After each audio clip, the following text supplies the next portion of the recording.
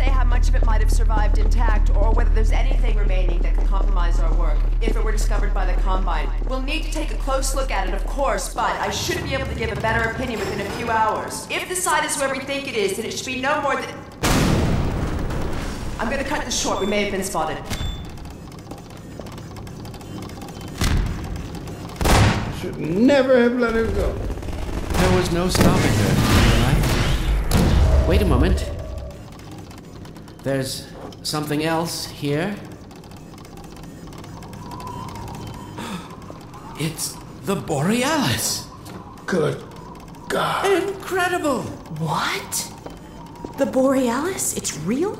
Oh yes, quite real, despite its almost legendary stature. Our peers at Aperture Science were at work on a project of some promise, but in their rush to beat Black Mesa for funding, they must have compromised ordinary standards of risk. We heard their research vessel had simply disappeared, vanished, with all hands, and even part of the dry dock. Few believed the Borealis would ever be seen again. It should have been lost forever. Ah, but now that we've found it, we can use it against the Combine. Did you... Use it! That thing has to be destroyed. But think of the advantage for humanity. We can't simply waste all that potential. Has Black Mesa taught you anything? There's no controlling that kind of power. Well, yes. There's always a risk, Eli. But my goodness, we have coordinates, blueprints, hailing frequencies. Quite ingenious of Dr. Mossman to hide it all in the carrier wave. Well, that means she's still alive up there. But if the Combine catch her, they'll tear out everything she knows. There'll be nothing left of her. But we don't know for sure I won't take that chance. I'm going after her. Dad! Now, Eli, the only thing worse than Judith falling into their hands would be if they should get a hold of you. She may know the particulars of the Borealis, but you know everything about the Resistance. Listen to Dr. Kleiner, Dad. Gordon and I are more than able to handle this. We'll get her back. Kleiner, where are you? Why isn't the decoding finished? Oh, fine. The code. Yes, Magnusson. It just needs a little bit longer. If you're waiting for the Combine's go-ahead, they'll soon be here to give it to you in person. I'll hurry it along, Magnusson. I'll be back as soon as I finish. Dad, are you okay? Not again. No, I can't let it happen again. Not another Black Mesa.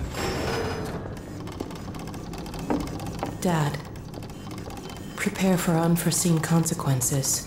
What did you say? Dad! Okay. It's okay. Just lean into me. Let's get you off your feet. Thank you, baby. I'll be fine in a minute or two. Okay. Do you need anything? Actually, Alyx, would you mind getting me a cup of tea? There's a hot plate in the old staff room. I'll be right back. Gordon, keep an eye on him. We're not going anywhere. Thank you, baby.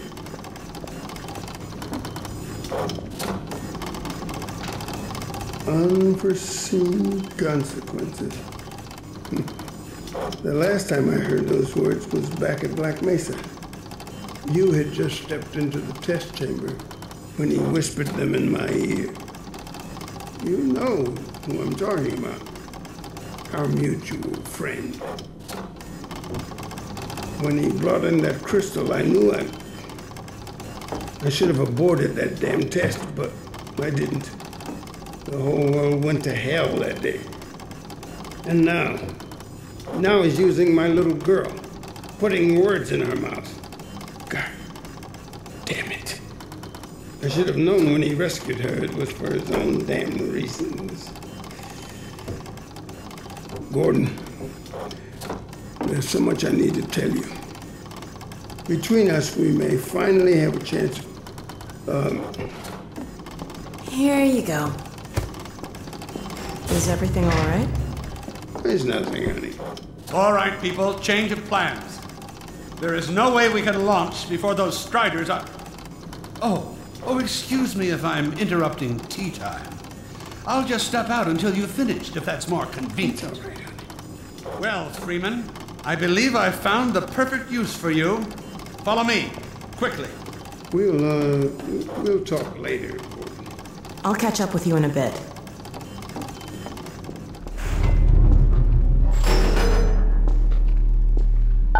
Freeman, Striders are coming. A single one of those damn things could shoot down our rocket. We don't dare launch until all Striders are destroyed. Now, you've proved yourself capable, and the staff seem to respect you.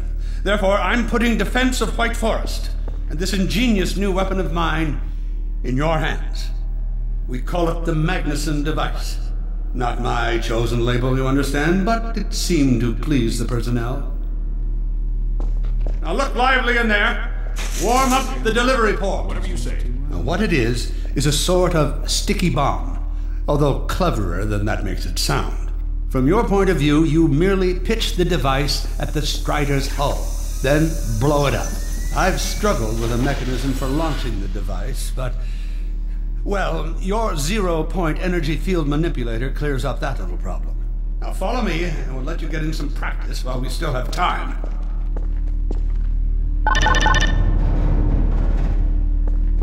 Don't be alarmed, Freeman. This Strider's days of impaling your friends are a thing of the past. Now, out in the field, we'll supply you with all the Magnusson devices you need through delivery ports like this one. For the safety of the base, these devices are deactivated. They cannot explode like those you will find in the field. Go ahead and take the device out of the dispenser. That's right. Now toss it at the main body of the Strider. Good. Now, take out the firearm of your choice and shoot the device. There you go. Not too difficult at this range, is it? Gets a bit harder when it's moving about and firing at you, of course. Now, let's move on to a more challenging task. Uriah, send the target to the far end of the rails.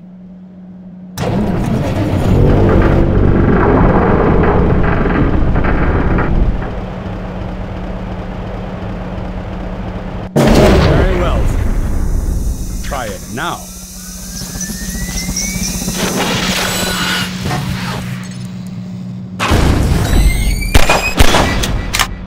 Magnificent device, isn't it? I'll be right over here when you are ready to head up.